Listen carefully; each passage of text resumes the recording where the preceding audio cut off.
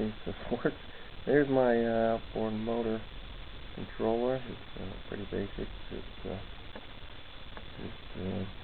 a MOSFET and the driver and the controller. There's a DC converter. Goes into the controller, which is one of my wireless receiver for RC cars that I made. And there it is. So I just hooked it up to an A1C3 battery.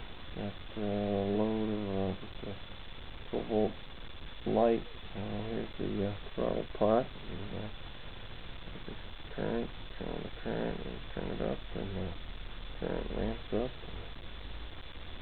The light starts to turn on. Woohoo! Up on 1.6 amps coming out. Positive. Turn the other way. The current starts going negative. The light comes back on again. Look at that, it works. So yeah, this is a full bridge. Allows the motor to go forward and reverse. Anyway, pull the parts out of the junk pile. Got them hooked up. I'm ready to move on to the next step.